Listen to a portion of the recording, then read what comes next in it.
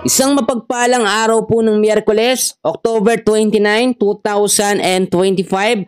Kabayan, meron tayong pinaka-latest na weather update sa lagay ng ating panahon. But before that, please don't forget to like and subscribe and then pahita rin ng notification bell.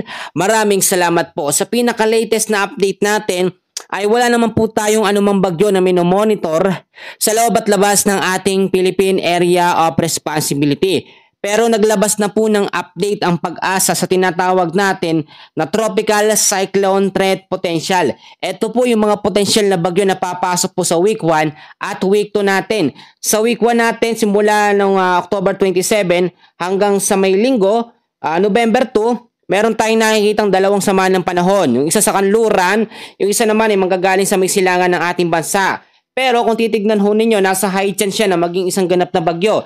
Pero hindi pa natin may consider kung yan ay magiging malakas po na bagyo sa mga susunod po na mga araw, mga linggo po ng Nobyembre. So week 2 naman natin ay meron tayong nakikitang dalawang sama ng panahon dito. Yung isa nakapasok na sa loob ng ating Philippine landmass at meron namang isa na nasa labas.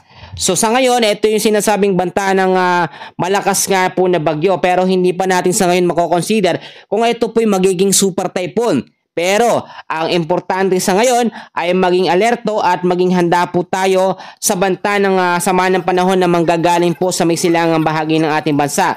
Nasa advanced weather forecast natin yan. Yan po ay papasok, no, sa first week po ng Nobyembre. So maging alerto, maging handa para manatili po tayong ligtas. Sa tinatawag naman po natin na forecast weather condition, ito naman po yung mga lugar na apektado ng 4 na weather system natin. So ang ITCC, ang Northeast Monsoon, Easterlies at mga localized thunderstorms. Sa area ho ng Visayas, Zamboanga Peninsula, BARMM, Northern Mindanao, Caraga, kasama na ho ang Masbate, ay patuloy pong makakaranas ng cloudy skies with scattered rains and thunderstorms dahil po yan sa ITCC o Intertropical Convergence Zone. So ang impact pa rin nito ay may mga tsansa pa rin ng pagbabaha sa mababang lugar at landslide po sa mga landslide prone area kapag mas lumakas pa yung mga pag-ulan lalong ho sa bandang hapon at sa medyo paggabi. Ito naman po sa area ng Batanes at Babuyan Island, yan pong area ng extreme northern Luzon, ay naaapektuhan na ngayon ng malamig na hangin. No? Finally, medyo malamig na ang hangin natin, yung simoy na yan, indikasyon na malapit na magpasko. No? Ilang araw na lamang po simula ngayon. So, yan yung tinatawag natin na tuyot at malamig na hangin or northeast monsoon. So, meron pa rin tsansa ng mga pag-uulan dyan sa mga lugar na yan, Batanes at Babuyan Islands. At asahan pa rin natin kapag lumakas yung ulan, may mga tsansa pa rin ng mga pagbabaha or landslide sa mga landslide prone area. Ito naman po sa malaking bahagi ng Palawan, the rest po ng Mindanao ay patuloy din makakaranas po na tinatawag natin na ITCC o Intertropical Convergence. So, para din clear sa atin ang ITCC, ito po yung salubungan ng hangin sa northern at southern hemisphere na nagdudulot po ng impact o pag-uulan sama ng panahon sa mga lugar po na naaapektuhan nito.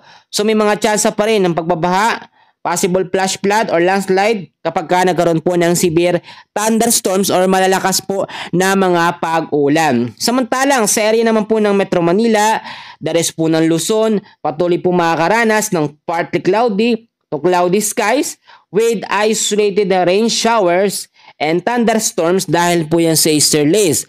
Ang easterlies po ay yung malinsangan or mainit na hangin na nanggagaling po sa may karagatang Pasipiko.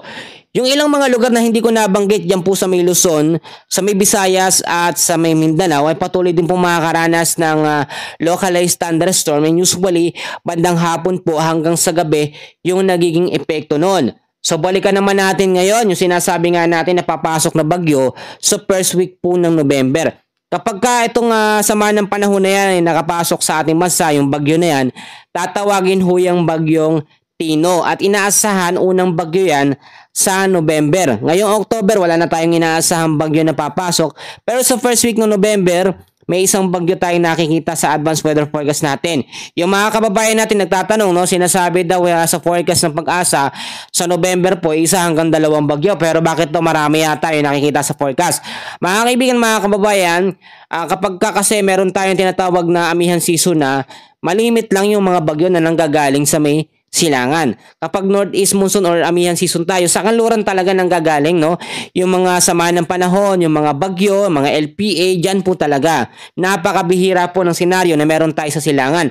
Pero pag meron tayong nabuo sa may silangan, asahan natin na mas mataas yung tsansa niyan na tumama po sa ating kalupaan. Tinignan ko ho kanina, etong ating tinatawag na advanced weather forecast at nakita ko ho na ganun pa rin yung senaryo. Papasok pa rin po etong potential na bagyong Tino diyan sa may extreme northern Luzon, sa may Bicol region, sa may Calabarzon. Diyan po mga kaibigan sa tinatawag natin na North Luzon, no? Kasama rin ang ilang bahagi ng Eastern Visayas. Yung trap or extension ng kanyang hangin, malawak yung nagiging epekto doon sa advanced weather forecast natin. Pero paglilinaw ko lamang na ang ating advanced weather forecast ay nagbabago araw-araw.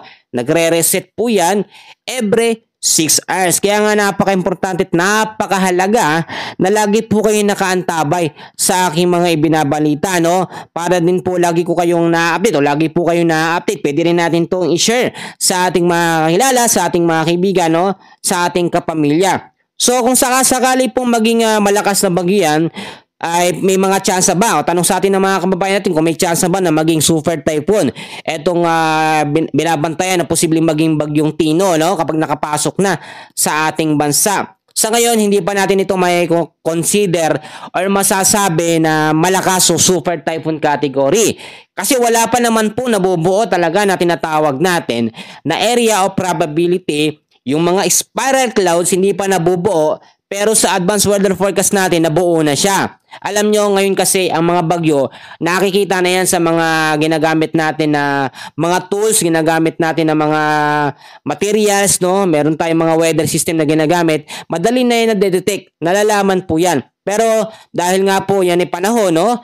Kalikasan yan, hindi natin minsan nape-predict ng 100% na ganun po yung mangyari. Kaya nga lang ko sinasabi, may mga tsansa pa rin ng pagbabago sa kilos at galaw po ng sama ng panahon na manggagaling dyan po sa may silangan ng ating bansa. At kung nagtatanong kayo kung yan ay magiging super typhoon o Malalayolanda ang lakas, sa ngayon, eto lamang ang sigurado. Kung magiging malakas man na bagyo ang bagyong Tino, ay hindi yan nakikitaan na magiging malakas gaya ng bagyong Yolanda. So hindi na po yun mauulit. Sana ho. At I pray na medyo kalmado na tayo ngayon at hindi tayo masyadong nai-stress at wag nating isipin yung mga bagyo bagkos manalangin ho tayo. Yan muna ang update natin sa ngayon and please don't forget to like and subscribe and then pahit na rin ang notification bell. Maraming salamat po sa inyong lahat.